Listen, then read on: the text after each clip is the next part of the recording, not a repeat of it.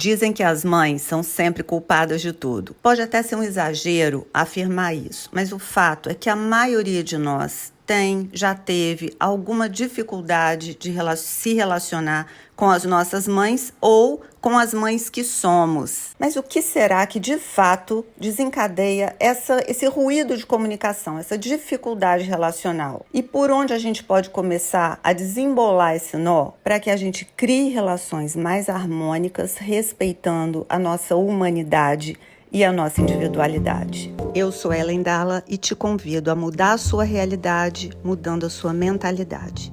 E é contraditório a gente falar sobre a nossa humanidade, a nossa individualidade e, ao mesmo tempo, a gente pensar nessas funções sociais de mãe, de filho, porque são funções idealizadas. E a nossa humanidade nos propõe exatamente viver na carne aquilo que é real e não aquilo que é ideal. É aquilo que a gente consegue dar e não aquilo que a gente gostaria ou que as pessoas gostariam que a gente desse. Esse é o ponto que responde à primeira pergunta feita lá no começo. O que será que desencadeia essa distância, esse bololô relacional?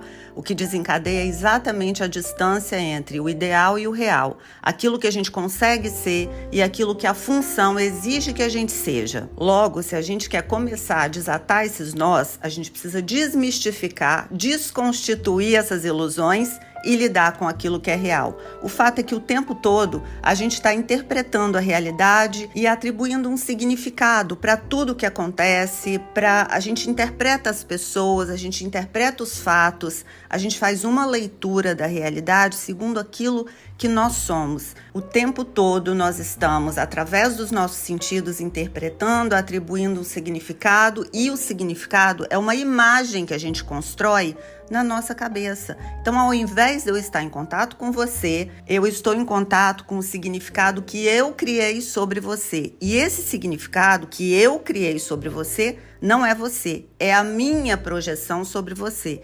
Então, eu acredito que eu estou me relacionando com você, só que eu nunca me relacionei com você. Eu só me relacionei comigo mesmo por meio do significado distorcido de um gatilho que é você na minha vida. A isso nós denominamos projeção. Nós nunca nos relacionamos com o outro, com os nossos filhos, com os nossos pais, com os nossos amigos, seja lá com quem for.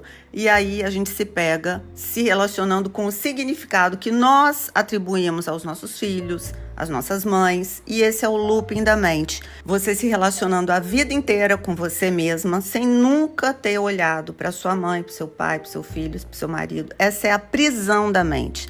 Experimentar a maturidade diz respeito ao quão confortável você se sente com aquilo que é, tal como é, sem sim nem não, sem mais nem menos. E enquanto você não amadurecer, você vai ficar criando significados e mudando essa interpretação o tempo inteiro. Então, o primeiro passo é nós solucionarmos a imagem da mãe que mora dentro de nós, a imagem do filho que mora dentro de nós, porque todo o processo traumático ou toda dificuldade relacional não é entre você e a sua mãe, ou entre você e o seu filho, não é sobre você e o outro. No fundo, o processo traumático é entre eu e a distorção que eu criei em relação à minha mãe, é sobre você e a distorção que você criou da imagem do seu filho. Todos nós temos uma imagem distorcida sobre aquilo que os outros são, sobre a vida como ela é, e ajustar essa imagem é o nosso maior desafio, porque não tem como a gente se reconectar com as pessoas, com os nossos afetos,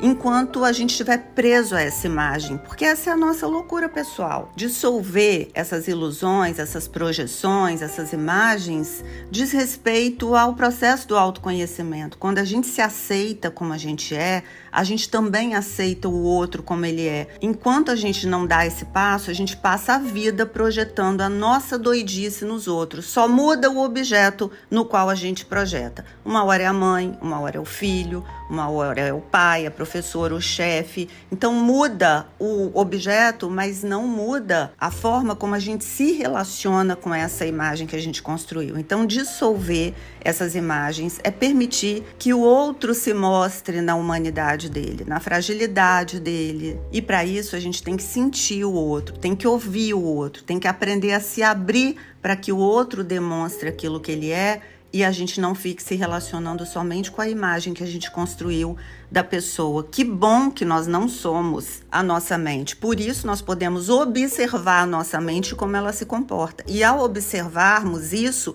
a gente pode desfazer isso e refazer, permitindo que o outro se mostre como ele é. Então, a próxima vez que você for encontrar a sua mãe ou seus filhos, não leva a sua parte tóxica, não leva essa distorção.